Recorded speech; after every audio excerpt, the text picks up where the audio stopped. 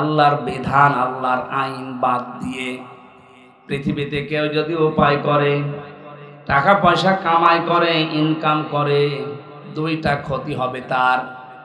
এক নম্বরে আল্লাহ তার দুনিয়ার জীবনটা দঙ্কা সংকীর্ণ করে দেবে। দঙ্কা শব্দের যতগুলো ব্যাখ্যা আমি পেয়েছি বিভিন্ন তাফসিরে, বিশেষ করে ফি জিলাল কোরআন, সাইয়্যিদ কুতুব রহমাতুল্লাহ আলাইহি উনি দঙ্কার ব্যাখ্যায় 7টা বিষয় তুলে এনেছেন। আপনারা শুনতেছেন নাকি আমি মাছের কাহিনী শুরু করব? না, আমার মাছের কাহিনী মুখস্থ আছে, আমি বলি আপনারা তা ধরে বসে থাকবেন। এটা ক্লাস চলছে, বললাম না 1 ঘন্টার কোরআনের একটা ক্লাস চলছে। ক্লাসের মতো আরো অ্যাক্টিভ হয়ে থাকে, সব বাদ দেন। যারা ইনকাম করবে অবৈধ দুনিয়াতে উল্টা পাল্টা, তাদের এই ইনকামের বিষয়ে দঙ্কা দিয়েছেন আল্লাহ। কি দিয়েছেন? এটা মনে হয় ফেরেশতাদের জন্য। কাদের জন্য? যেহেতু ইনকাম উপায় আমরা করি, আর কোরআন আল্লাহ আমাদের উপরে নাযিল করেছে, আর এই কোরআনে এই আয়াত আছে সূরা তাহা 19 নম্বর পৃষ্ঠা 124 নম্বর আয়াত।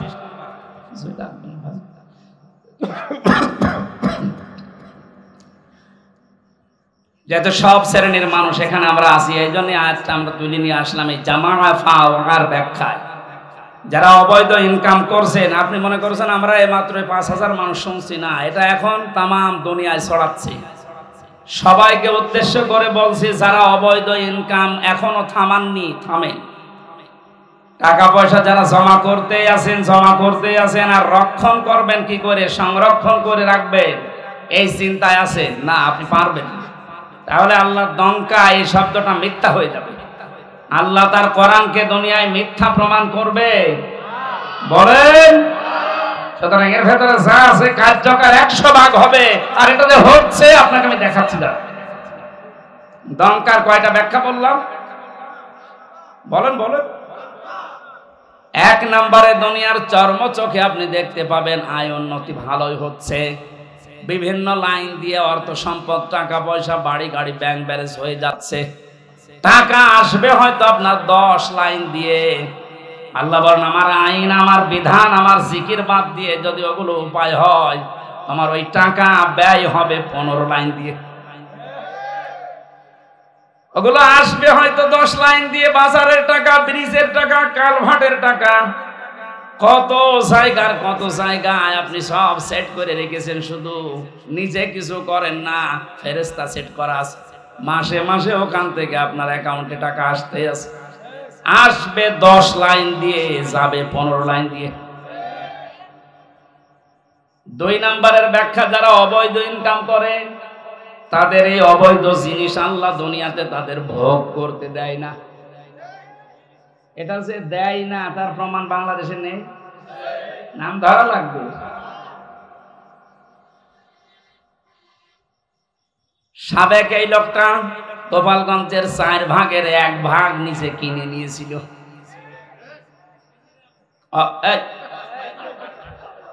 অথচ ওনার যা বেতন, উনি যদি মরণ পর্যন্ত বেতন পায়, তাও তো এই জমি কিনা সম্ভব না। একটা জেলার 4 ভাগের 1 ভাগ যদি একজনের হয়, তা আমরা কি ঘাস কাটছি?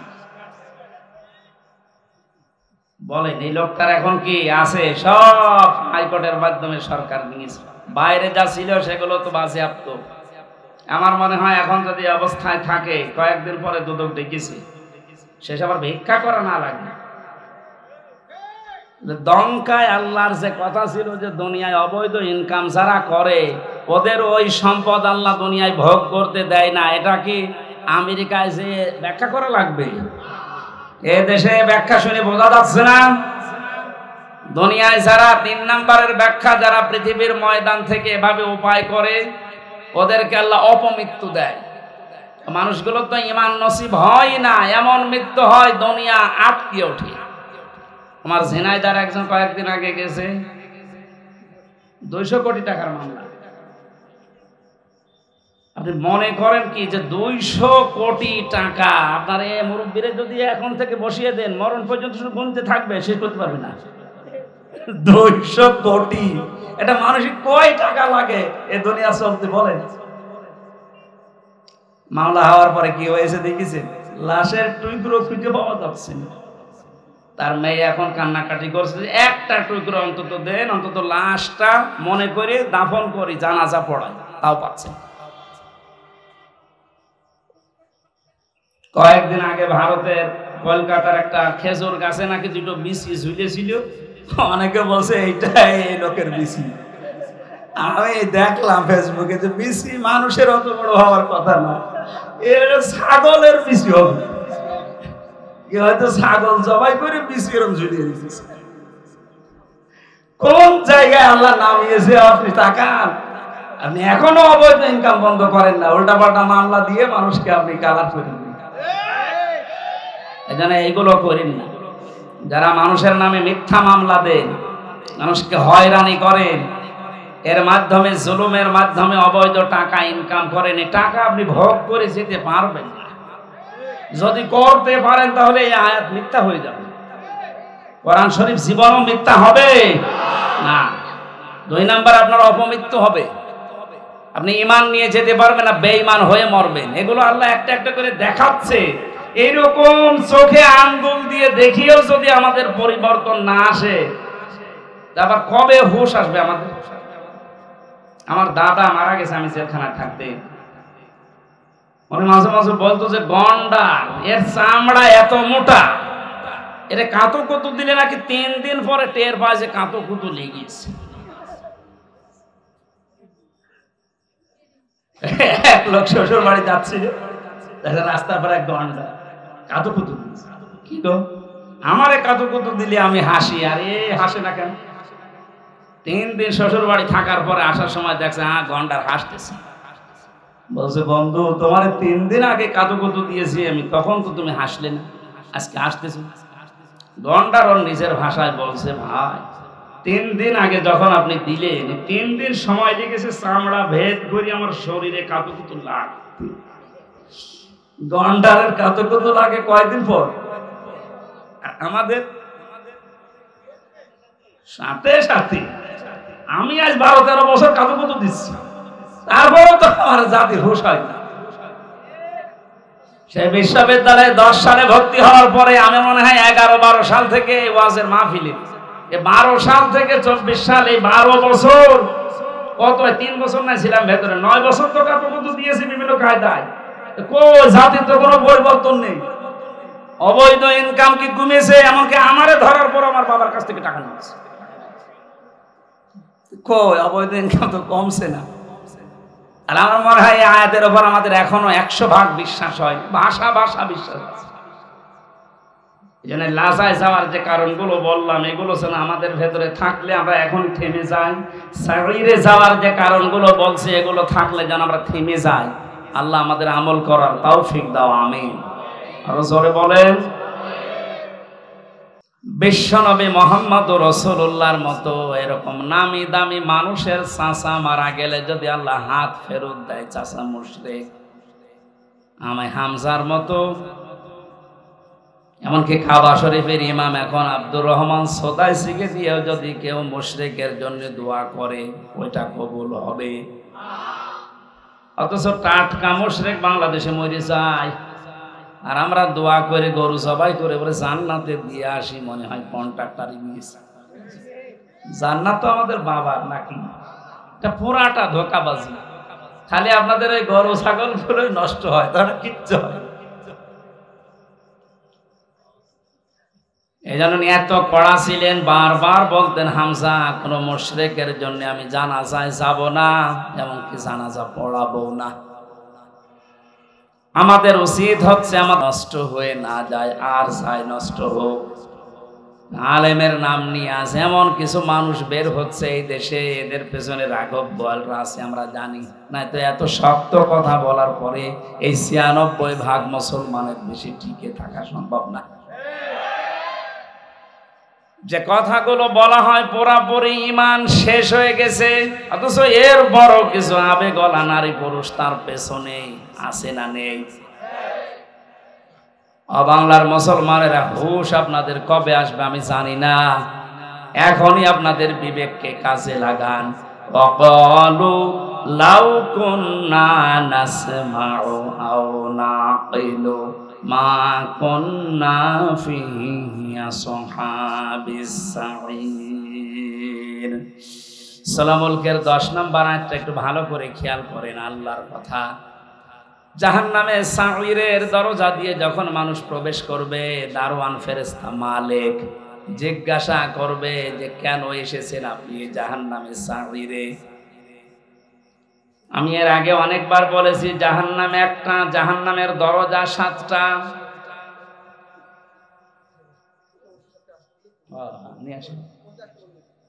আসেন যারা দায়িত্বে আছেন, থানার ওসি, সম্মানিত ওসি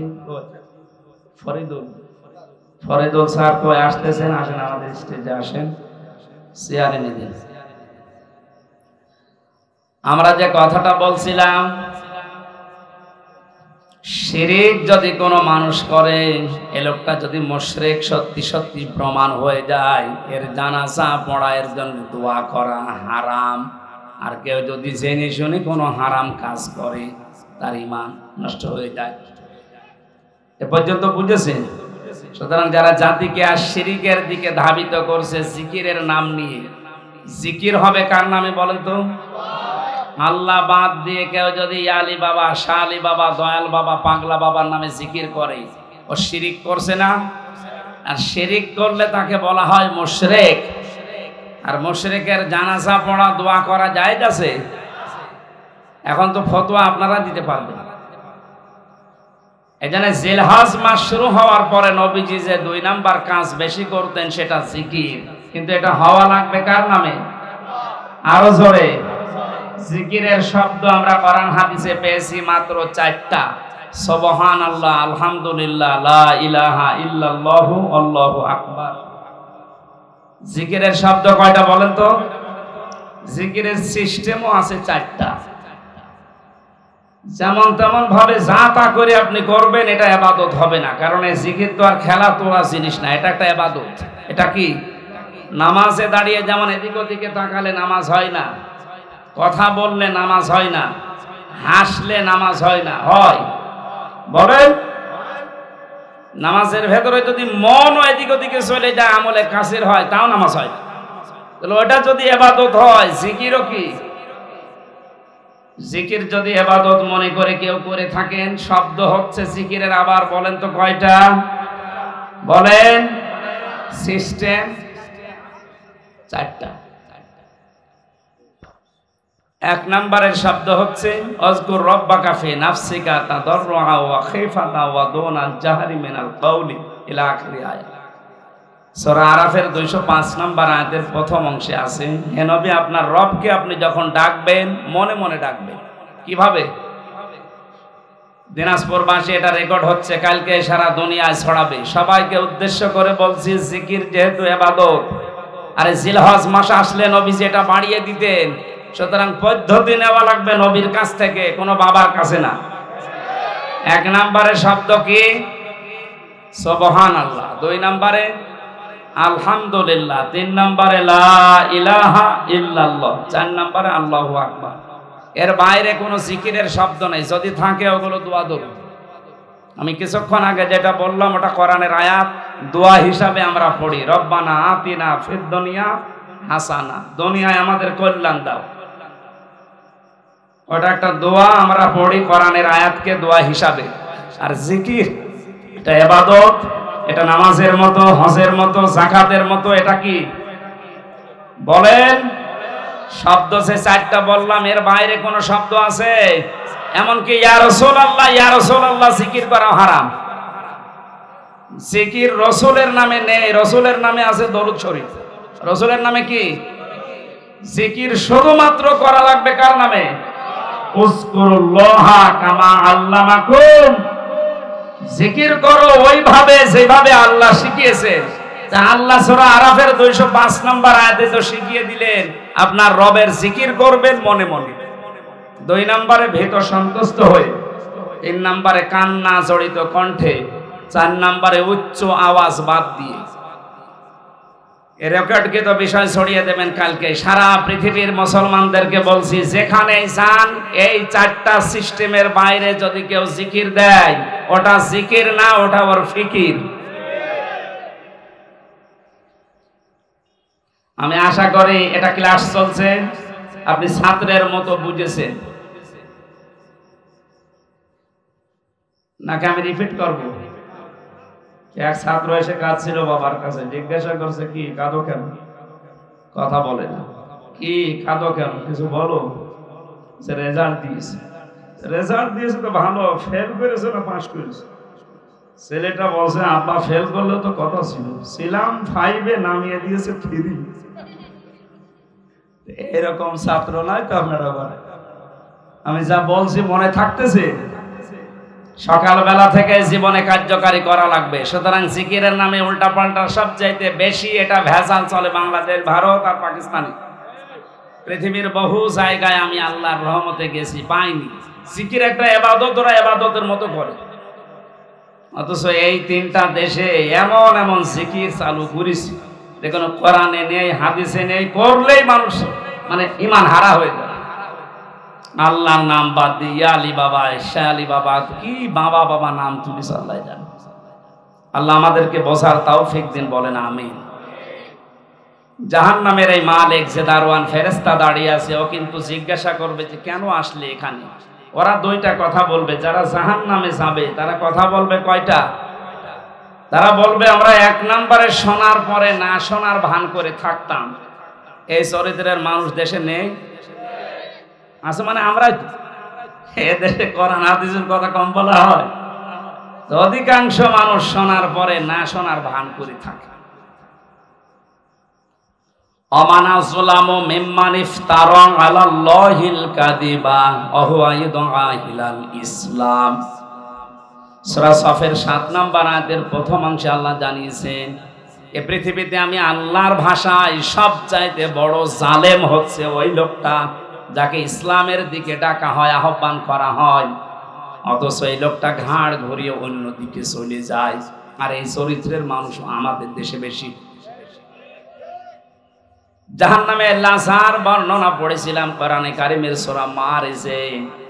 আল্লাহ পাক জানিয়েছেন, কাল্লা ইন্নাহা লাযা নাসাআতাল লিশাওয়া।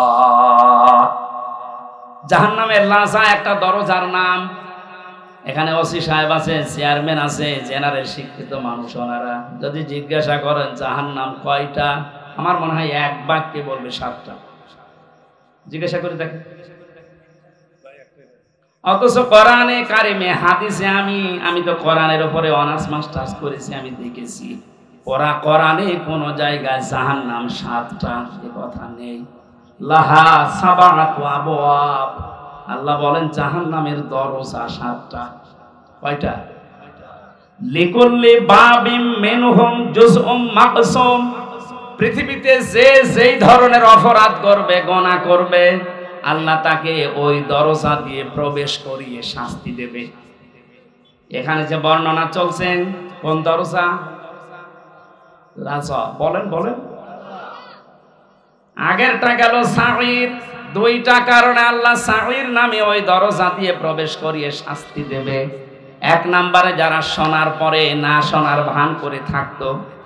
2 নম্বরে যারা তাদের আকেল, তাদের কমন সেন্স, যাদের বিবেক কাজে লাগাতো না দুনিয়ায়, এই 2টা গুণ যাদের, তাদের সাঈরে আল্লাহ দেবে। আল্লাহ যায় দেওয়ার জন্য 2টা গুণ আমরা পেয়েছি। 1 নম্বরে তাদউ মান আদবারা ওয়া তাওয়াল্লা। জাহান্নামে লাযা, এই দরজা তাদেরকে ডাকবে যারা সত্যকে সত্য জানার পরও ঘাড় ঘুরিয়ে চলে যেত। আর এটাও বাংলাদেশে বেশি। আমাদের জাতির পিতা হযরত ইব্রাহিম নবী আলাইহিস সালাম, তিনি আমার আল্লাহকে খোঁজ করার জন্য নিজের তরফ থেকে চেষ্টা করে করে খুঁজে নিয়েছিলেন। কখনো রাতের বেলা আকাশের তারকা, চাঁদ, দিনের বেলায় সূর্য, গাছ, এ সমস্ত জিনিসগুলো দেখে দেখে যেই অস্ত্রমিত হয়ে যেত, বলতো না যা ডুবে যায় সেগুলো আমার মালিক হতে পারে না। তিনি শেষে ঘোষণাই দিয়েছিলেন, হে আমার জাতির লোকেরা শুনে রাখো, ইন্নী ওয়াজ্জাহাতু ওয়াজহিয়া লিল্লাযী ফাতারাস সামাওয়াতি ওয়াল আরদা হানিফা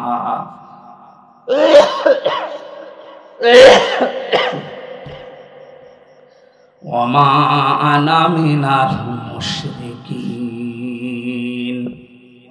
এটা জায়নামাজের দোয়া বলে অনেকে চালায়, না না, এটা জায়নামাজের দোয়া না। এখানে অনেকগুলো বিষয় শেখার আছে। যারা ইসলাম সম্পর্কে না জেনে এরকম উল্টাপাল্টা কাজ ইবাদত মনে করে করেন, এগুলো বেদাত হবে। এটা কি জায়নামাজে দাঁড়ানোর দোয়া? এটা কোরআনে কারিমের সূরা আনআম ৭৯ নম্বর একটা আয়াত। এই আয়াতটার ভেতরে তিনটা বিষয় আল্লাহ মানুষকে জানাতে চেয়েছেন। মানুষ যখন মেন্টালিটি ঠিক করবে, নামাজে দাঁড়ানোর প্রস্তুতি নেবে, তখন যেন আল্লাহু আকবার বলার পরে এই দোয়াটা আগে পড়ে, এরপরে নামাজ শুরু করে। আল্লাহকে বলা লাগে যে ইন্নী ওয়াজ্জাহাতু, আমার চেহারা আমি ঘুরিয়ে দিলাম। চেহারা মানে শুধু এটা না, এই যে আমরা জানি যে মুসলমান, তামাম দুনিয়ার সব মুসলমান একটা শরীরের মতো, একটা শরীরের মতো। কোনো জায়গায় যদি আঘাত লাগে, শরীরের মাথা যেমন টের পায়, তামাম দুনিয়ার মুসলমানের কোনো জায়গায় যদি আঘাত লাগে, বাংলাদেশ থেকে অন্তত আপনি এটা টের পাবেন।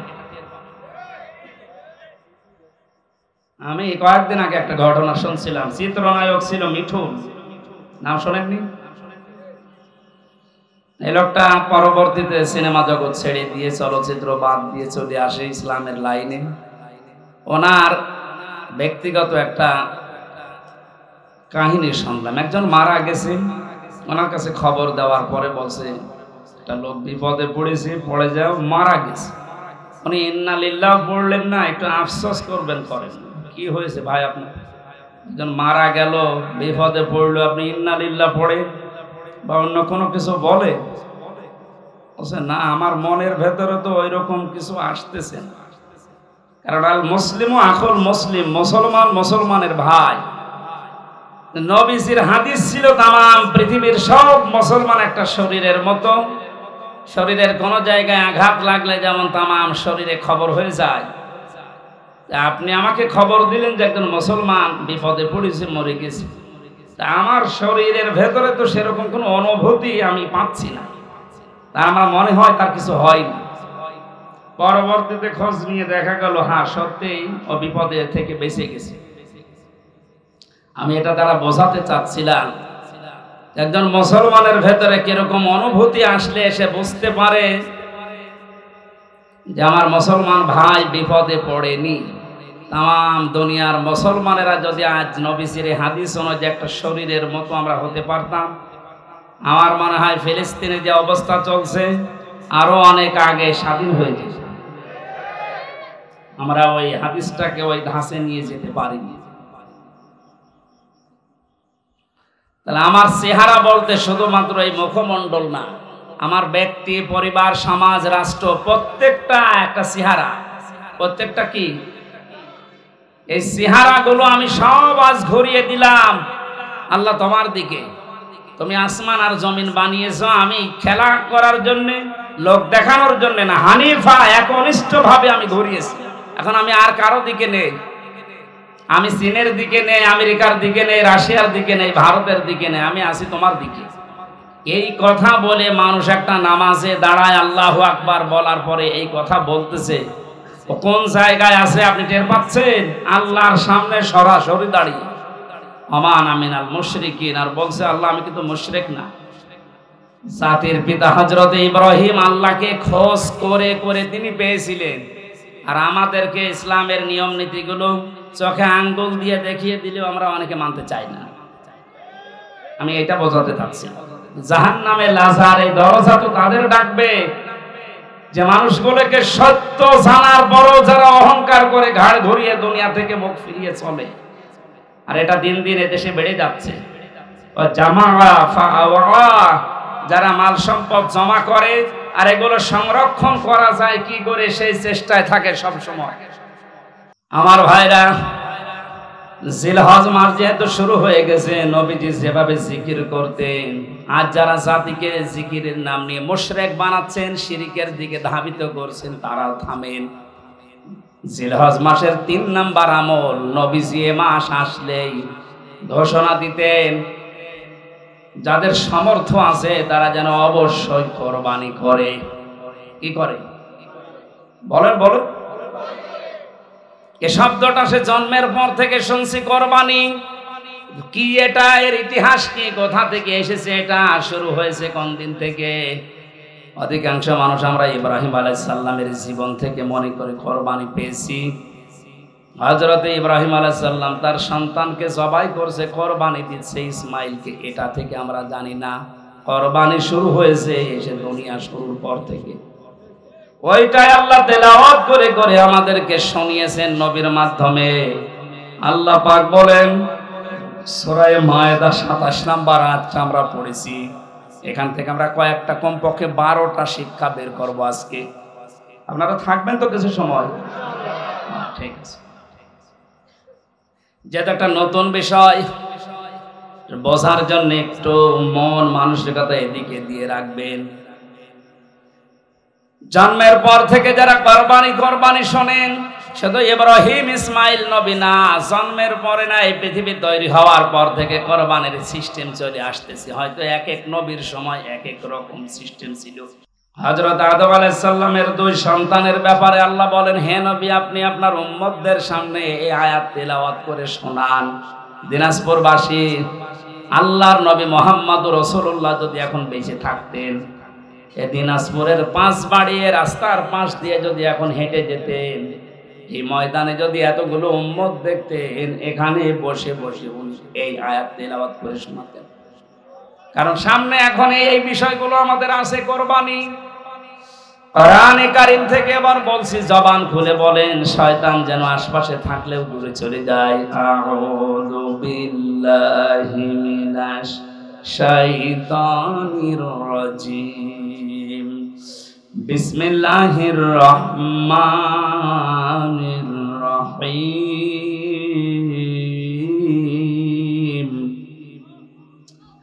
ওয়াতলু আলাইহিম নাবা বানাই আদম বিল হক, ইলা আখির আয়াত।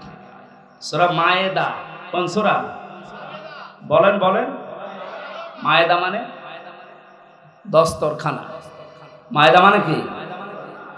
120টা আয়াত আছে, 16টা রুকু আছে। আমরা মাত্র একটা আয়াত 27 নাম্বার আয়াতের 1 ভাগ পড়েছি 4 ভাগে। আপনি দেখেন এর ভেতরে কত কথা লুকিয়ে আছে। যদি 1-1.5 ঘন্টা আমি এভাবে বলি, দেখবেন 1-1.5 ঘন্টায় কিছুই হবে না, মনে তো শুরু হচ্ছে। একটা আয়াতের 4 ভাগের 1 ভাগে যদি এত কথা আল্লাহ লুকিয়ে রাখে, পুরা কোরআনে কত আয়াত আছে, কত কথা আছে, এইটা কিয়ামত পর্যন্ত হায়াত পেলে আপনি শেষ করতে পারবেন না। আর তার কাছে মানুষ আসতে চায় না। নামকরণ যেহেতু বললাম, এই জন্য একটু কথা 2-1 মিনিট বলছি। মায়েদা মানে দস্তরখানা। তামাম পৃথিবী আল্লাহ আমাদের জন্য দস্তরখানা হিসাবে বানিয়ে দিয়েছেন। নবীজি আয়াতের ব্যাখ্যা করতে গিয়ে আমি ফি জিলালিল কোরআনে পেয়েছি, বিশ্বনবী মুহাম্মদুর রাসূলুল্লাহ সাল্লাল্লাহু আলাইহি ওয়াসাল্লাম বলেন, কেউ যদি দস্তরখানা বিছিয়ে খাবার খায়, পড়ে যাওয়া খাবারগুলো যদি কেউ খেতে পারে দস্তরখানায়, তাহলে তার জান্নাতের হুরের মহরানা আদায় হয়ে যায়। এই কথা বুঝলে সুবহানাল্লাহ বলছেন তো। দস্তরখানায় পড়ে যাওয়া খাবার উঠিয়ে খেলে জান্নাতের হুরের দের মোহর আদায় হয়। আপনি এখনো মরেননি, জান্নাত পাবেন কিনা গ্যারান্টিও নেই। অথচ 1500 বছর আগে নবীজি এই কথা আমাদেরকে শুনিয়েছেন যে দস্তরখানায় পড়ে যাওয়া খাবার উঠিয়ে খেলে জান্নাতের হুরের দেন মোহর আদায় হয়। তাহলে আমলটা যদি আজকে থেকে শুরু করি, বিশ্বাস অন্তত করতে পারবো যে আমি আর যাই হোক জান্নাত পাবো না। তো নবীজি কথা বলতে।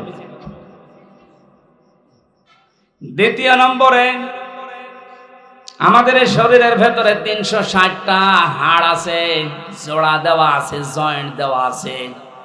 আল্লাহর নবী বলেন, সাহাবীরা তোমরা প্রতিদিন 360টা এই জোড়া আছে এই জোড়া রগের হাড়ের সাদগা আদায় করবা।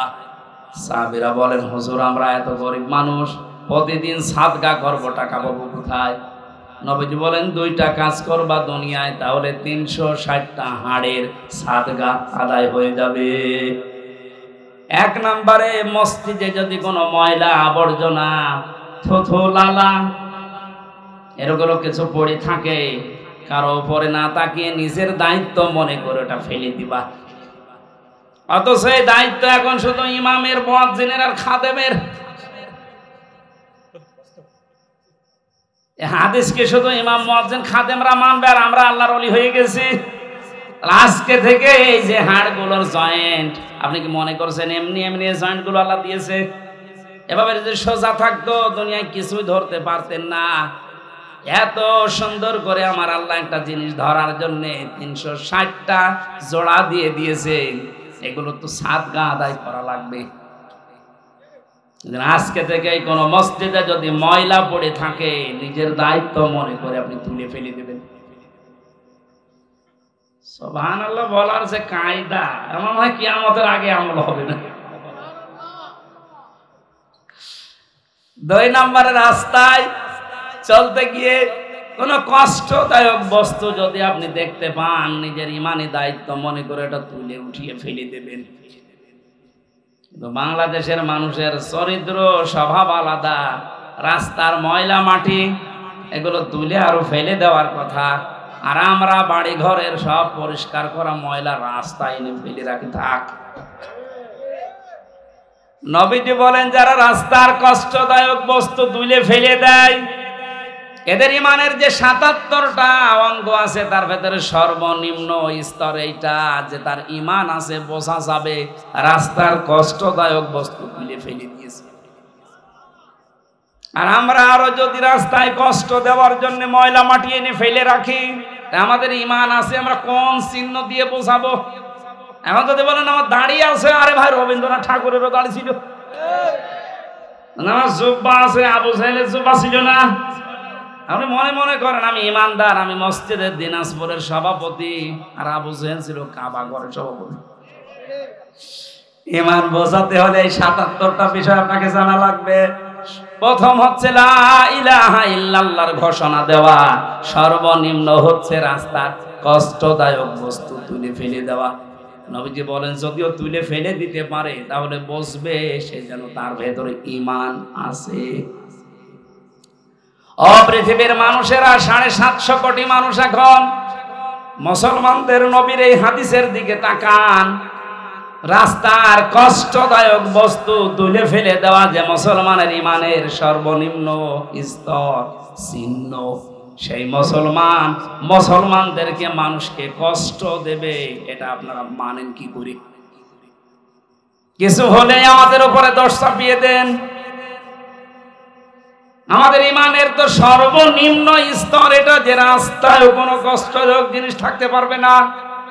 আর আমাদেরকে দুনিয়ায় কষ্টদায়ক যত দুনিয়ায় সব কিছুর মূলে আপনারা আমাদেরকে রেখেছেন, কিছু হলেই আমাদের দোষ।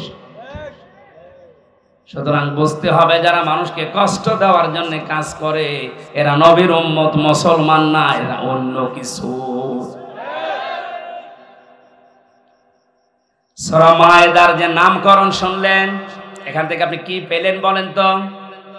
আজকে থেকে আমলটা শুরু করা দরকার। দুনিয়া আল্লাহ মায়েদা দস্তরখানা হিসাবে আমাদের সামনে উপস্থাপন করে দিয়েছেন। দস্তরখানার যেমন বিভিন্ন জায়গায় খাবারগুলো আমার আল্লাহ আমরা সেট করে রাখি, তামাম দুনিয়া মনে হচ্ছে আমাদের জন্য খাবারের একটা প্লেট। কি কথা বলে দেখেন, বাংলাদেশের দিকে তাকান, এক এক এলাকাকে আল্লাহ এক একটা প্লেটে যেমন 4-5 রকমের খাবার দেয়, এই বাংলাদেশটাতেও আমার আল্লাহ এক একটা অঞ্চলকে খাবারের প্লেট ওইভাবে সাজিয়েছে। দিনাজপুরে যেভাবে লিচু হয়, আমাদের কুষ্টিয়াতে, মেহেরপুরে, চুয়াডাঙ্গায় আপনি পাবেন না। আমাদের এলাকায় যেটা হয় ওইটা এখানে পাওয়া যাবে না, তামাক। ছাগলেও খায় না, অথচ দিনাজপুরের লোকেরা খায়। কথা বলছো না কেন? এই যে রংপুরে আকিস গ্রুপের, এরপরে লালমনিরহাটে আকিস গ্রুপের যে বিশাল ভান্ডার, এগুলো তৈরি হচ্ছে আপনাদের এলাকায়, তাহলে আপনারা না খেয়ে অন্তত ছাড়েন না। বিড়ি ছাড়া খাচ্ছেন, এই বদ অভ্যাসটা আজকে আল্লাহর জন্য বাদ দিয়ে দেবেন। কারা কারা বাদ দিতে পারবেন দেখি? বিড়ি খোর কয়েকটা আছে এখানে, আলহামদুলিল্লাহ আজকের মাহফিল সাকসেস হবে, আপনি ছেড়ে দেবেন ভাই। শুধু এ দোষ আপনারও দেয় না, আপনার স্ত্রী নেই। সম্মানিত মা বোনেরা যদি এসে থাকেন, আপনার স্বামী যদি বিড়ি খায়, সিগারেট খায়, ওর বিছানা আলাদা, ও শয়তান থাকে কোন জায়গায় দেখবো, শেষে যে থাকতে পারবে না, বাধ্য হয়ে ছেড়ে দেবে।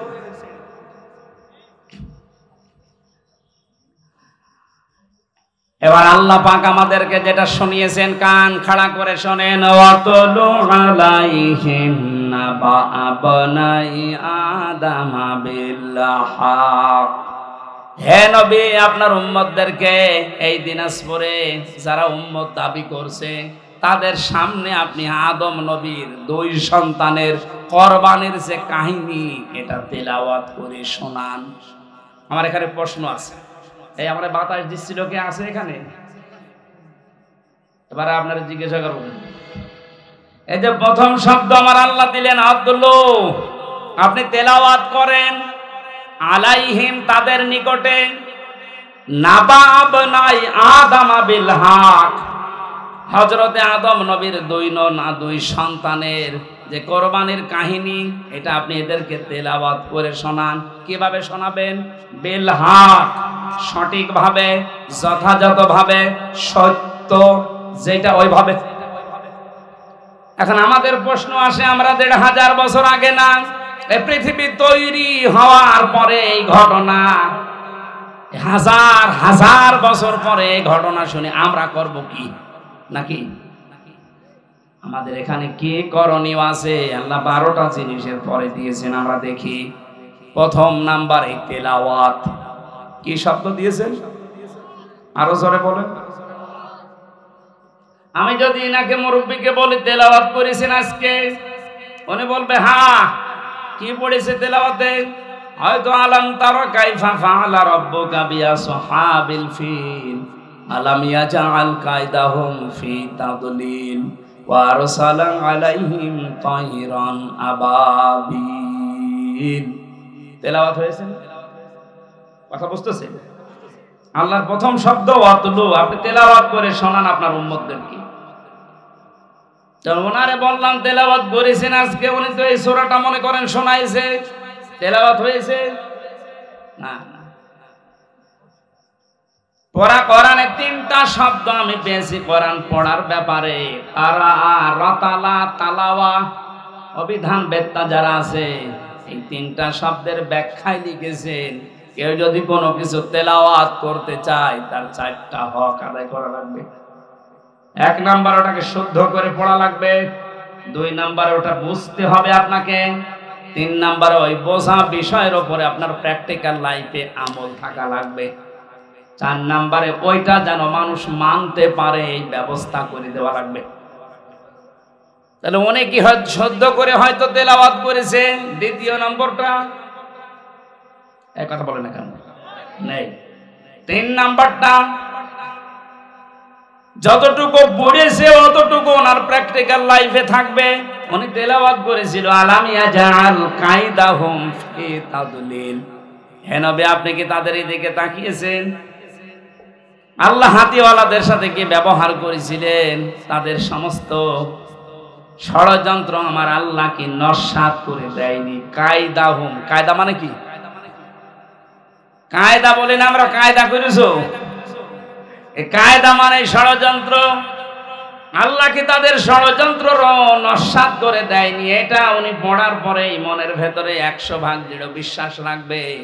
কাবা ঘর যেভাবে আমার আল্লাহ রক্ষা করেছিলেন ষড়যন্ত্র থেকে আব্রাহার এই হাতিওয়ালা বাহিনী, তামাম পৃথিবীতে মুসলমানদেরকে, ইসলামকে আল্লাহ কিয়ামত পর্যন্ত ভাবে রক্ষা করবে।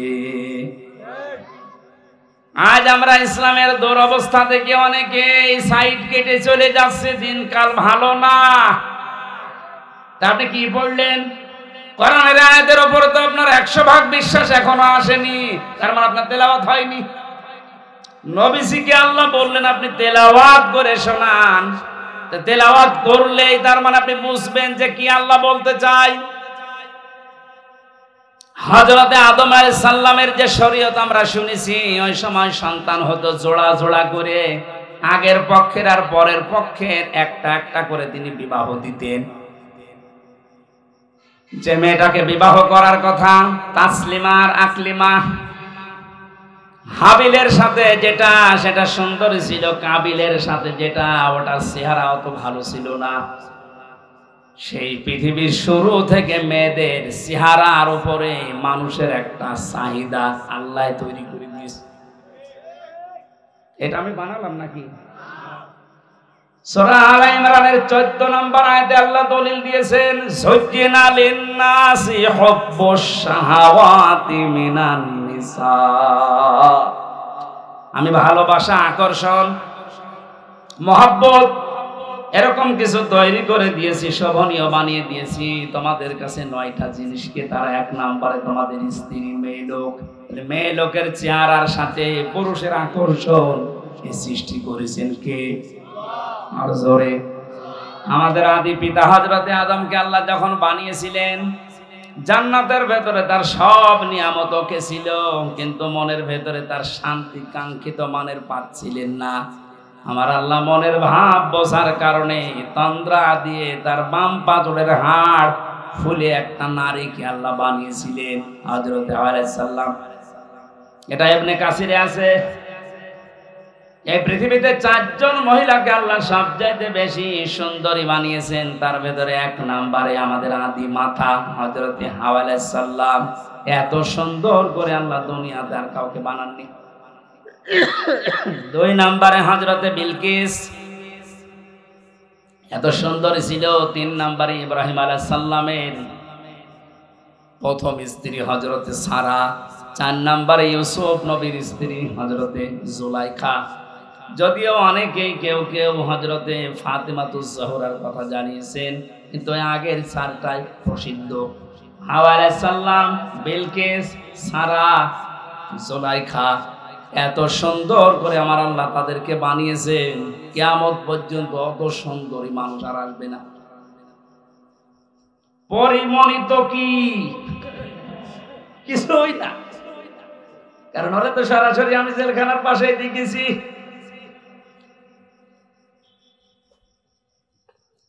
হযরতে হাওয়াকে এত সুন্দর করে আল্লাহ বানিয়েছেন। আদম নবী তন্দ্রা অবস্থায় ছিলেন, ঘুম থেকে উঠেই দেখলেন বাম পাশে কি গো, তিনি ধরতে যাচ্ছিলেন আর তাকিয়েছেন। আল্লাহ পাক আদেশ দিলেন তাকানো যাবে না, ধরাও যাবে না। হযরতে আদম নবী আলাইহিস সালাম বলে, আল্লাহ তাকানো যাবে, ধরা যাবে, কি করলে আপনি সেই কায়দা বলেন। আল্লাহ রাব্বুল আলামিন বলেন, আল্লাহ পাক বলেন তাকানো যাবে, ধরাও যাবে, একটা কাজ করা লাগবে, বিয়ে করা লাগবে। তাহলে এই জায়গা থেকে প্রমাণ হয় কি, বিয়ের আগে যে প্রেম প্রীতি গুলো আছে এগুলো জায়েজ। অনেকে প্রেমিকার মাথায় হাত দিয়ে বলে, আল্লাহর কসম আমি তোরে ভুলে যাব না, অথচ পুরাটাই হারাম।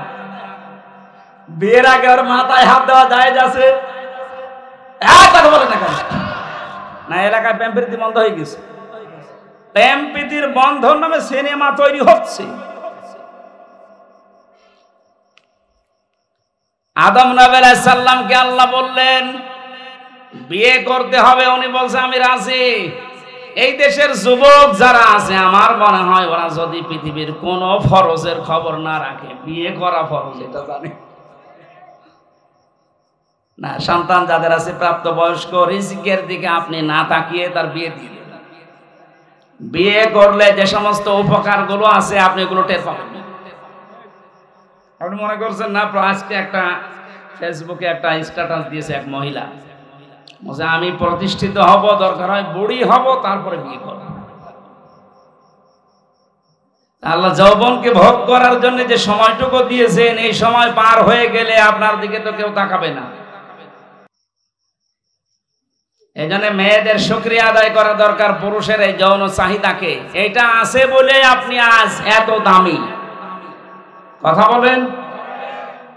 পুরুষের এই চাহিদাকে যারা মর্যাদা দাম দিতে চায় না, সেই পরিবারগুলোতে আমরা দেখতে পাই এরা পরকীয়া প্রেমে লিপ্ত হয়। আপনি মুরব্বী মানুষের শুধু বুঝবেন না, পরকীয়া প্রেমে এলাকায় নেই। যারা পরকীয়া প্রেমে লিপ্ত আছেন এখনো পর্যন্ত, তিনটা ক্ষতি হবে দুনিয়ায়। 1 নম্বরে চেহারার উজ্জ্বলতা নষ্ট হয়ে যাবে। 2 নম্বরে আপনার রিজিকের বরকত আল্লাহ কমিয়ে দেবে। 3 নম্বরে মরণের সময় আপনি ঈমান পাবেন না, বেঈমান হয়ে মরবেন। নাউজুবিল্লাহ বলে শেষ করে দিচ্ছেন, আর কিছু করবেন না।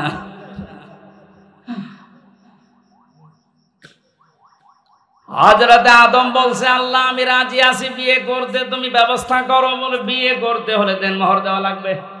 কোথায় পাবো? কিচ্ছু নেই আমার কাছে। আল্লাহ পাক ওই দিন বলেছিলেন, আমার নবী মুহাম্মদুর রাসূলুল্লাহর নামে 10 বার দরুদ পড়ো, ওইটাই দেনমোহর হয়ে যাবে। দেনমোহর শেষ, বিবাহ শাদী শেষ। আল্লাহ রাব্বুল আলামিন হযরত আদম আলাইহিস সালামকে এবার আদেশ দিলেন। এখানে আমি 2টা শিক্ষা বলবো, আলেম যারা আছেন খেয়াল করেন। অকুলনা ইয়া আদম উসকুন আনতা ওয়া যাওজুকাল জান্নাতা ওয়া কুলা মিনহা রাগাদান হাইসু শি'তুমা। ইলা সূরা বাকারা। আল্লাহ পাক বলেন, আদম বিয়ে হয়ে গেছে, বউ নিয়ে বাড়ি চলে যাও। জান্নাত আমাদের বাবার বাড়ি। জান্নাত কথা বলেন না কেন? হযরত আদম আলাইহিস সালাম আমাদের বাবা, আদি পিতা। আমাদের পিতার বাড়ি আমাদের বাবার বাড়ি। তার মানে আল্লাহ পাক আমাদেরকে দুনিয়ায় জানাতে চাইলেন, এই পৃথিবীর বান্দা বান্দিরা বিয়ে করার পরে বউ নিয়ে যাওয়া লাগবে বাবার বাড়ি। অথচ কত আল্লাহর ওলি এখানে বসে আছে, ঘর জামাই থাকে। আরে বিয়ে করে বউ বাবার বাড়ি নিয়ে যাওয়ার নিয়ম, আর আপনি সহ থেকে যাচ্ছেন। ঘর জামাই আছেন কারা? হাত তোলেন তো দেখি। একজন নেই। যে দিনাজপুরে এখনো ভালো আছে। আয়াতের 2 নম্বর কথা ছিল, খেয়াল করেন। কোরআনের প্রতিটা শব্দ শিক্ষামূলক। আল্লাহ বলতেন, জান্নাতে যাও, তোমার স্ত্রীকে নিয়ে তোমার বাড়িতে চলে যাও। আনতা ওয়া যাওজুকাল জান্নাতা ওয়া কুলা। এই এক আলিফ টান আছে। ওয়া কুলা। আল্লাহ দ্বিবচন দিলেন কেন? আল্লাহ পাক আনতা ওয়া কুলা দিতে পারতেন না? তুমি তোমার বাড়িতে যে নিজে আগে খাবা, মরণের খাওয়া, এরপরে বউকে খাওয়াবা না। আল্লাহ একবারে গোলা দিয়েছেন, আংতা দেয়নি। আল্লাহ বলেন, যে পরিমাণের খাবার সে মানের খাবার। যেরকম দামি খাবার তুমি খাবে, ওই মানের খাবার স্ত্রীকে খাওয়ানো লাগবে। আজ নারী পক্ষ, নারী স্বাধীনতা আন্দোলন, নারী বিপ্লব পরিষদ, নারী জোট, 13টা সংগঠনে দেশে মেয়েদের অধিকার আন্দোলনে কাজ করছে। অথচ মেয়েদের সবচাইতে বড় অধিকার আমার আল্লাহ দুনিয়া তৈরি হওয়ার পরে আদম আলাইহিস সালামকে, হাওয়া আলাইহিস সালামকে দিয়ে দিয়েছে। কেন? তিনি জান্নাতের ভেতরে বলতে পারতেন না, আদম তোমার বাড়ি যেহেতু মরণের খাওয়া খাও, স্ত্রীকে যতটুকু পারো দাও, না পারো না দাও, বলতে পারতেন না? অথবা নিচের খাওয়ার পরে তারপরে বাঁচলে তাকে দেবে। তারপরে আংতা শব্দ দিয়ে পরবর্তীতে স্ত্রীর নাম দিতেন সাউজুন। কই আল্লাহ তো একবারে কোলা দিলেন। ও তামাম পৃথিবীর নাস্তিক, মুরতাদ, বেঈমান, উল্টা পাল্টা নারীদেরকে বসিয়ে ইসলাম বিদ্বেষী যারা বানাতে চান, আল্লাহ পাক মেয়েদেরকে যে অধিকার দিয়েছে কিয়ামত পর্যন্ত আপনি দিতে পারবেন না। সুতরাং মেয়েরা ওদের কথা শুনে রাস্তাঘাটে নেমে মিছিল করা বন্ধ করেন। ওরা আপনাদেরকে ভোগের বস্তু বানাতে চায়, আর আল্লাহ পাক আপনাকে এই পৃথিবীর ময়দানে দামি বস্তু বানাতে চায়।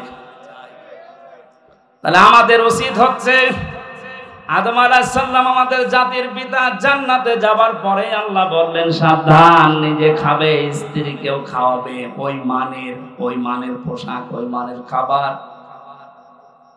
হাইসো সে তোমার, এইদিকে তাকান, হাইসো সে তোমার, যেখানে ইচ্ছা যাবে, যা ইচ্ছা খাবে। তাহলে আয়াত দিয়ে প্রমাণ হয় স্ত্রীকে সাথে নিয়ে বেড়াতে যাওয়া, ঘুরতে যাওয়া, বিভিন্ন জায়গায় যাওয়া জায়েজ আছে। হ্যাঁ, জায়েজ আছে বলে আল্লাহ শেষ করে দেয়নি। ওয়ালা তাকরাবা, সাবধান, নিকটে যাবা না। হাদিহি শাজারা, এই গাছের নিকটে। কোন গাছ? না, এখানে অনেকে এই গন্ধম গাছ মনে করে। আরে ভাই, শুধুমাত্র গন্ধম গাছের কথা যদি আল্লাহর উদ্দেশ্য থাকতো, এই আয়াত কোরআনে নাযিল করে আমাদেরকে শোনাবে কোন কারণে এখন গন্ধম গাছ আছে। তার মানে হাদিহি শাজারাতা, এটা দিয়ে আল্লাহ আরো উদ্দেশ্য আছে। যদিও গন্ধম গাছ, এর ভেতরে কয়েকটা অর্থ আমি পেয়েছি তাফসিরে, হাক্কানির ভেতরে পাবেন।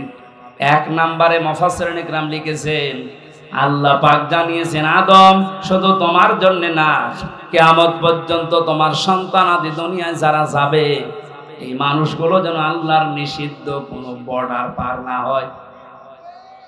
স্ত্রীকে নিয়ে খাবে, ঘুরবে, বিভিন্ন অনুষ্ঠানে যাবে, কিন্তু যে অনুষ্ঠানে গেলে আল্লাহর বর্ডার ক্রস হয়ে যায়, যেখানে গেলে আল্লাহর বিধান পালন করা যায় না, ওই রকম অনুষ্ঠানে বউ নিয়ে যাওয়া যাবে না।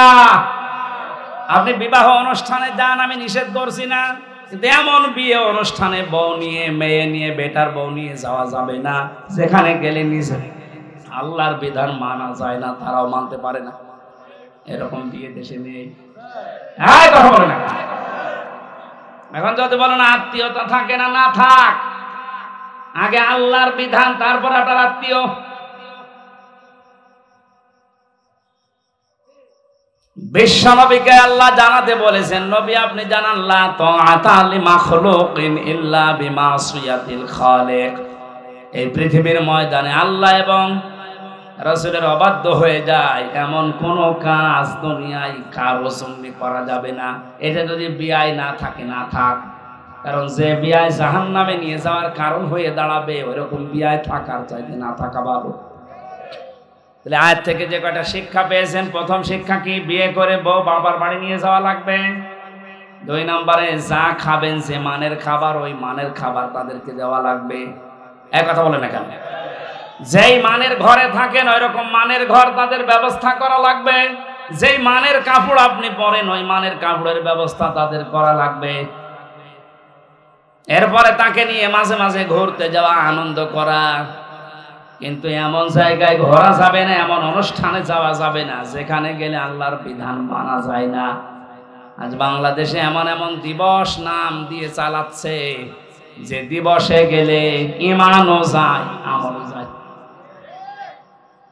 নাম দিয়েছে শিশু মেলা, শিশু নেই, শুধু শিশুর খালারা আর মামারা, আর ওখানে গেলেই শুধু অ্যাক্সিডেন্ট হয়। এই কথা বল না কেন? এরকম অ্যাক্সিডেন্টের মেলা নেই, নাম দিয়ে শিশু মেলা। শিশু খুঁজে পাওয়া যাচ্ছে না, খালি শিশু খালারা আর মামারা।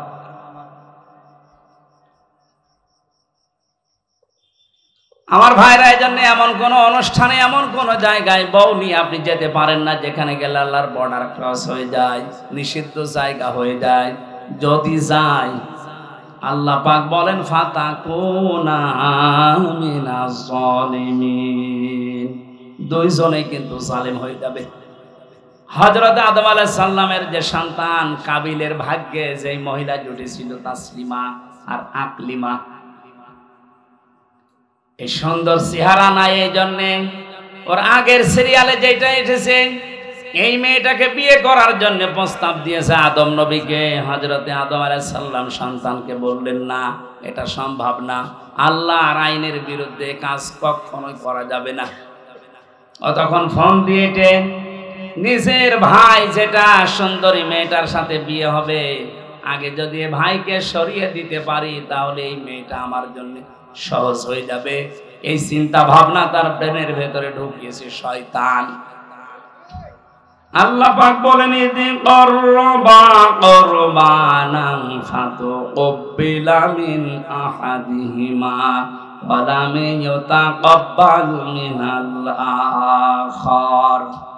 হযরতে আদম আলাইহিস সালামের এই দুই সন্তান কোরবানি করেছিল আদম নবীর কথা মতো, যে চাটিয়াল ময়দানে পশু জবাই করে রেখে আসো, আকাশ থেকে আগুনের ঝলক এসে পুড়িয়ে ফেলবে।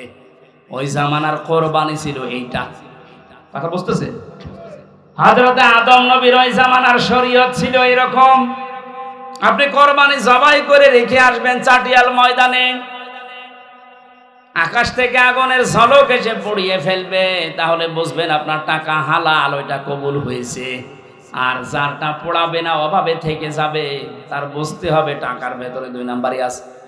আমার মনে হয় এই শরীয়ত যদি আজ বাংলাদেশে থাকতো, কত মানুষ যে ধরা খেত আল্লাহ ভালো জানে। এই জন্য যারা অবৈধ ইনকাম করে, যাদের টাকা পয়সা হালাল না, সুদের টাকা, ঘুষের টাকা, মানুষ ফাঁকি দেওয়া টাকা, জেনে শুনে তাদের সাথে কোরবানি করা জায়েজ নেই।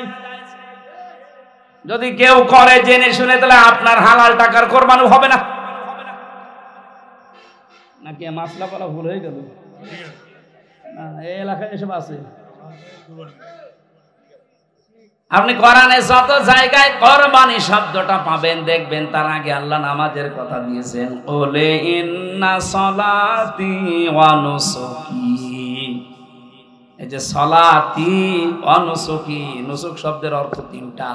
এক, আল্লাহ পাক বলেন একজনেরটা কবুল হয়েছিল, ওয়ালাম ইয়াতাকাব্বাল মিনাল আখার, আর যারটা কবুল হয়নি, এই লোকটা ডাক দিয়ে বলেছে কাবিল, ক্বালা আকতুলান্নাকা, অবশ্যই আমি তোরে আজকে আর এখান থেকে বাড়ি যেতে দেব না, তোরে মেরে ফেলবো।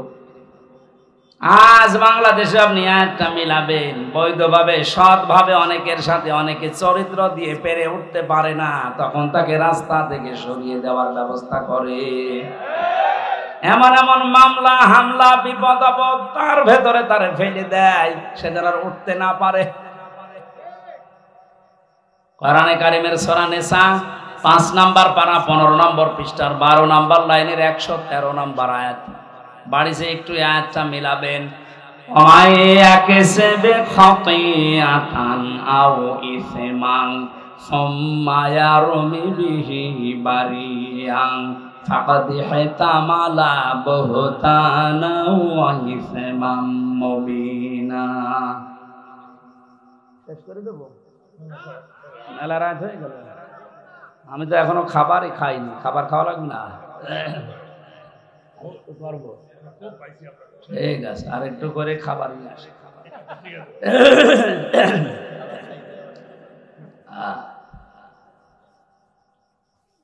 সূরা নিসার আয়াতের বর্ণনা বলছি। আল্লাহ পাক বলেন পৃথিবীতে অনেক মানুষ এমন আছে নিজে অন্যায় কাজ করে, আর অন্যায়টা যখন হয়ে যায় তখন একটা নিরপরাধ মানুষের উপরে দোষটা চাপিয়ে দিয়ে নিজে ভালো সাজে। এ যেন প্রকাশ্য পাপের বোঝা বহন করে নিয়ে বেড়াচ্ছে। বলেন নাউজুবিল্লাহ। ও পৃথিবীর মুসলমানেরা, আল্লাহ যদি চর্মচোখে পাপের বোঝা দেখার মতো সুযোগ আমাদেরকে দিত, এদেশে আজ হাজারো ভদ্রলোক নামে যারা, এরা রাস্তায় বের হতে পারতো না। বিনা কারণে একটা মানুষের উপরে দোষটা আপনি চাপিয়ে দিলেন, অথচ লোকটাও বিষয় কিছু জানেই না। কথা বলেন না কেন? আল্লাহ তুমি আমাদেরকে বোঝার মতো রকম ঈমান এবং যোগ্যতা দান করো, বলেন আমিন। জীবন চলে যাবে, নিরপরাধ কোন মানুষকে আমরা যেন না ফাঁসাই। আপনি ওরে ফাঁসিয়ে ওর ক্ষতি করতে পারেননি, নিজে পাপের বোঝা আপনি বহন করে নিয়ে বেড়াচ্ছেন। হয়তো আজ আমাদের ওই চোখ নেই, তা আমরা দেখতে পাচ্ছি না। সাদা ধুতি পরে সুন্দরভাবে গোসল করে গোঁফ দাড়ি কেটে একেবারে ফেরেশতার মতো লাগতেছে আপনাকে। আপনি যে কাজ করে এসেছেন, এটা যদি সত্যি শরীরে লেখা থাকতো, আল্লাহ শুধু সাত্তার নামের ওসিলায় আপনার শরীরে এই গুনাহটা লিখে দেয়নি।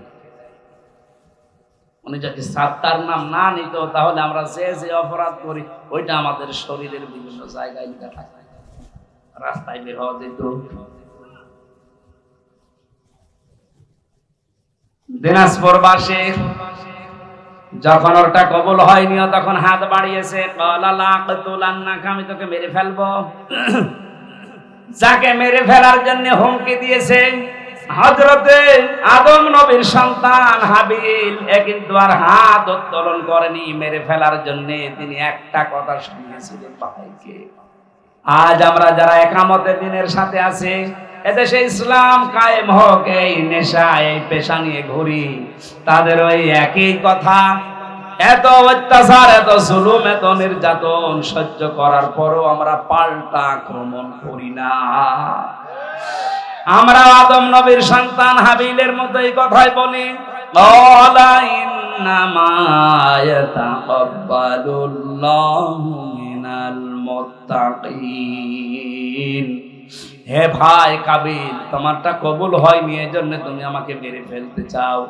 আমি তোমাকে মারার জন্য হাত বাড়াবো না, তোমাকে মেরেও ফেলতে চাইবো না। ভালো করে শুনে রাখো, আল্লাহ পাক কিন্তু মুত্তাকি যারা তাদের কুরবানি দুনিয়ায় কবুল করে থাকেন। এই আয়াত দিয়ে প্রমাণ হয় সামনে কুরবানি কবুল হবে শুধু বাংলাদেশে তাদের, যে মানুষগুলো দুনিয়ায় মুত্তাকি। মুত্তাকি কি? আল্লাহকে ভয় করে, এই কথা আমরা সবাই জানি। মুত্তাকি না, পৃথিবীতে মুত্তাকি হওয়ার জন্য সবচাইতে সুন্দর যে সংজ্ঞাটা আমার ব্রেনে এসেছে, আমি দেখতে পেয়েছি, পৃথিবীতে যেখানে যার যেই দায়িত্ব, ওই দায়িত্বটা সঠিকভাবে পালন করার নাম হচ্ছে মুত্তাকি। এটা আজ বাংলাদেশের মানুষ যদি বুঝে ফেলতো, এদেশের কুরবানি সবারটা কবুল হয়ে যেত। যে যেখানে আসি ওই জায়গায় আমার দায়িত্ব কি আমি পালন করব। দুনিয়ায় একদিকে চলে গেল আমি পালন করব। এখানে আমি যখন বসি, এই চেয়ারটা আমার জন্য একটা আমানত।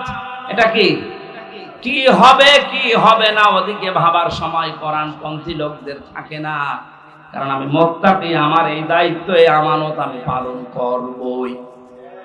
আজ 48,000-এর উপরে পীর এই দেশে, লক্ষ লক্ষ আলেমেরা, আজকে যদি এই দায়িত্বটা সত্যি পালন করতে পারতাম, আমার মনে হয় এই দেশে অবৈধ কাজ করার পরে মানুষের কোন শোষণা হলেও আসতো।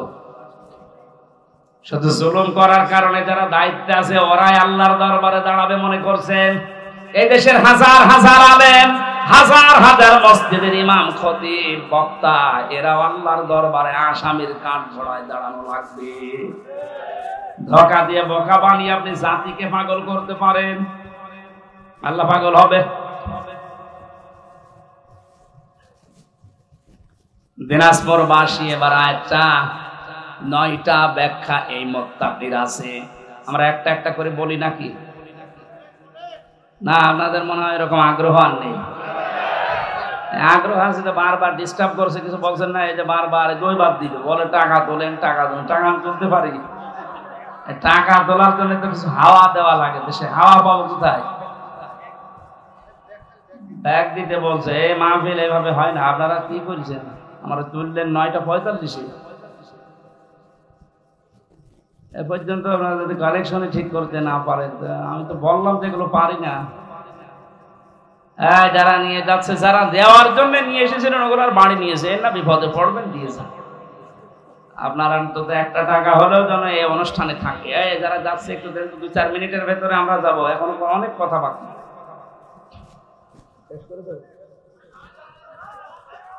শোনেন, আমি জেলখানায় থাকাকালীন যে 2টা বই লিখেছিলাম, ও বই আছে আপনাদের কাছে? যে দাম্পত্য জীবনে মানুষের যে কলহ, ঝগড়া, ফ্যাসাদ, এগুলো মেটাতে হয় কি কিভাবে, আমি ওখান থেকে টুকে টুকে রেখেছিলাম। কারণ ওখানে আলেমদের কাছে ছিলাম, 76 জন আলেম ছিলাম এক জায়গায়। মাওলানা মামুনুল হক সহ বড় বড় আলেমরা ছিল। আমি বাইরে এসে 2টা বই ওইভাবে লিখেছি, দাম্পত্য জীবনের কলহ এবং তার সমাধান। 19টা দেওয়া এখানে আছে, এই যে গাড়িতে আছে কয়টা, 50টার মতো মনে হয় নারীদেরটা, ওইটা নিয়ে যাবেন। আর পুরুষেরটা কয়েকটা আছে, ওটা যে উপহার দেবেন মেয়েকে, বউকে, ফুফুকে, মাকে, মেয়েদের আগে দেবেন। পুরুষের জন্য একটা আছে, আমি তো আজকে এসেছি ট্রেনে, এই জন্য আনতে পারি না। কয়েকটা আছে, নিয়েছেন, কাজে লাগবে। পরকীয়া প্রেম থেকে মুক্ত হবে আমাদের পরিবারগুলো ইনশাআল্লাহ। যারা গেছে কি কয়, মানুষ তো দেখি না,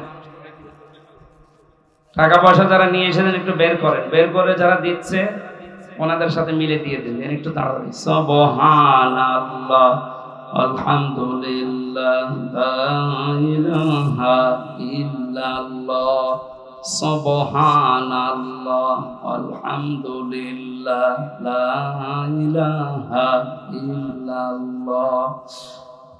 কালকে একটা মাহফিল ছিল আমার সৈয়দপুরে, কিন্তু ওটা যে বন্ধ হয়ে গেছে আমি এখন জানি না, আজকে জানলাম। আমার বন্ধু মাওলানা মাহফুজুর রহমান, ওনার দিনাজপুরে আন-নুজুম একাডেমি আছে একটা, দিনাজপুর শহরে। ওখানে একটা সেমিনার আছে মনে হয় কালকে কয়টায়, বিকাল 4টা থেকে 5টা পর্যন্ত 1 ঘন্টা আমি কথা বলবো ইনশাআল্লাহ যদি সময় পাই। আপনাদের মনে হয় সাধারণ মানুষের জন্য না, না ওটা সবার জন্য উন্মুক্ত না, আলেমদের জন্য। যারা আলেম আছে এলাকাতে এবং এর প্রচার হচ্ছে আশপাশে, অন্তত আলেম যারা আছেন কালকে আসবেন। দিনাজপুর শহরের আন-নুজুম একাডেমি, কোন জায়গা ওটা? বালুয়াডাঙ্গা মোড়। ওখানে 4টা থেকে বিকাল 4টা থেকে 5টা পর্যন্ত আমরা থাকবো ইনশাআল্লাহ। এরপরে আমরা চলে যাবো কুষ্টিয়া। হয়ে গেছে আপনাদের?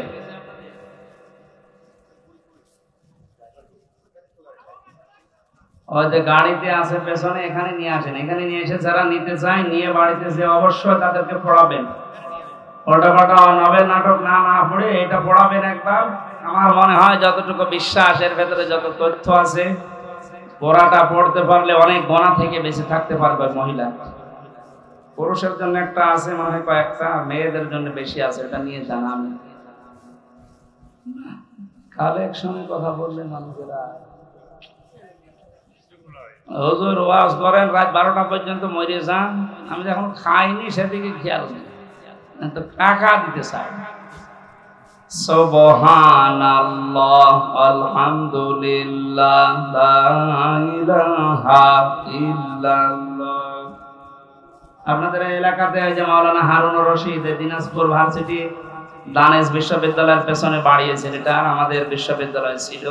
ও মাওলানার মাধ্যমে এলাকাতে আসা হয়। দিনাজপুর, ঠাকুরগাঁও, পঞ্চগড় আশপাশ জেলাতে অনেক অনেক দাওয়াত নিয়েছে। ও জানে যেখানে আছে ওখানে যাবেন, আমরা সাবজেক্ট আকারে কথা বলবেন। যেহেতু সামনে কোরবানি, এই জন্য বিষয়টা একটু টাচ দিলাম। 12টা শিক্ষার আয়াতের পরবর্তীতে আদম নবী আলাইহিস সালামের সন্তানদের মাধ্যমে তাম পৃথিবীর মানুষদেরকে দিতে চেয়েছিলেন রক্তপাত করা। তাম দুনিয়ায় যারা মানুষকে আজ হত্যা করছে, এই হত্যার একটা একটা করে গোনা ওই কাবিলের আমলনামায় যেতে আছে। এখানে অবৈধ হত্যার জন্য কি নেমে আসে, একটা মানুষকে বিনা কারণে মেরে ফেললে তাম দুনিয়ার মানুষকে হত্যা করার শামিল হয়। কাউকে বেঁচে থাকার অবলম্বন তৈরি করে দিলে তাম দুনিয়ার মানুষকে বেঁচে থাকার মতো সওয়াব হয়। এই সমস্ত কথাগুলো একটা একটা করেছিল, আমরা ব্যাখ্যা করতে পারলে ভালো হতো। প্রচন্ড গরমে আসলে এভাবে কথা বলা উচিত না। আর আমার শরীর, কণ্ঠ স্বাভাবিকই হচ্ছে না। জেল থেকে বের হয়ে এত কিছু করছে, কিন্তু স্বাভাবিক হতে পারছি না। আমার মনে হয় কিছু খাওয়িয়েছে কিনা আল্লাহ জানে। হ্যাঁ, এত ডাক্তার দেখা, এত ঔষধ, কিছুই হয় না। শরীরই ভালো হয়, ভেতরের খাবারও ভালো ছিল না। আর প্রত্যেকটা খাবারে তেঁতুল দেয়, তো তেঁতুল দিলে নাকি মানুষের শরীর আস্তে আস্তে দুর্বল হয়ে যায়। এই জন্য শরীর যে একবার বসে গেছে আর উঠতে চাচ্ছে না। আমরা শীতের সময় আসবো আপনাদের এলাকায়, ওই নভেম্বর, ডিসেম্বর, জানুয়ারি, ফেব্রুয়ারি 4 মাসে আবার আসবো এলাকায়। আমিন, আল্লাহুম্মা আমিন। লা ইলাহা ইল্লা আনতা সুবহানাক ইন্নী কুনতু মিনাজ জালিমিন। লা ইলাহা ইল্লা আনতা সুবহানাকা ইন্নী কুনতু মিনাজ জালিমিন। লা ইলাহা ইল্লা আনতা সুবহানাক ইন্নী কুনতু মিনাজ জালিমিন। রব্বুল আলামিন, সারা জীবন অপরাধ করে জীবনটা নষ্ট করে ফেলেছি। হাত ওঠায় কথা বলবো ভয় করে, লজ্জা করে। গুনাহগুলো যদি গায়ে লেখা থাকতো, মানুষ আমাদেরকে কুকুরের মতো ঘৃণা করত। যেভাবে গোপন রেখে দিয়েছো, কিয়ামতে কোটি কোটি মানুষ থাকবে, আমাদের অপমান করো না আল্লাহ। গোপনেই তোমার সত্তার নামের ওসিলায় মাফ করে দিও। মাহফিলের আয়োজন করতে গিয়ে তোমার যে বান্দারা শ্রম দিল, এই যুবকদেরকে আলীর মতো কবুল করে নাও। সম্মানিত সভাপতি আলহাজ আব্দুল বারী, অ্যাডভোকেট তৌহিদুল হক, আল্লাহ তাআলা তোমার গোলামদেরকে কবুল করো। ইমরান ভাই সহ নাম না জানা যত মানুষ শ্রম দিয়েছে তোমার খাতায় তুমি এদের নাম লিখে নাও। আমাদের প্রধান অতিথি মাননীয় চেয়ারম্যান সাহেব সহ যত অতিথিবৃন্দ এসেছে এদেরকে মঞ্জুর করো। হাফেজ মাওলানা মাহফুজুর রহমান, মাওলানা হারুনুর রশিদ, শফিকুল ইসলাম ভাই সহ যত আলেম আমরা এসেছি আল্লাহ আলেমদেরকে তুমি পবিত্র করে দাও। সম্মানিত মা বোনদেরকে খাদিজার মতো আয়েশার মতো বানাও, তাদের রোগ শোক থেকে হেফাজত করো। প্রশাসনের উপরে তোমার রহমত নাযিল করো। আল্লাহ কোরবানির শিক্ষা যেগুলো এগুলো আমাদের জীবনে তুমি সেট করে দাও। এই দিনাজপুর এলাকার মাটির নিচে যত মানুষ ঘুমিয়ে আছে এদেরকে ক্ষমা করে দাও। আল্লাহ এলাকায় যত মানুষ ব্যবসা বাণিজ্য করে এদের ব্যবসা বাণিজ্যে বরকত দাও। চাষবাস করে যারা আল্লাহ তুমি তাদেরকে রুজিতে বরকত ঢেলে দাও। বারাকাল্লাহু লানা ওয়া লাকুম ফিল কোরআনিল আযীম। যখনই মরণ আসবে যেন পড়তে পারি লা ইলাহা ইল্লাল্লাহু মুহাম্মাদুর রাসূলুল্লাহ। আসসালামু আলাইকুম। খ্যাতনামা ইসলামিক স্কলারদের বক্তব্য শুনতে আমাদের সঙ্গেই থাকুন। নিয়মিত আপডেট পেতে সাবস্ক্রাইব করে বেল বাটনে প্রেস করুন। Rosary 24. Enjoy the Holy Quran.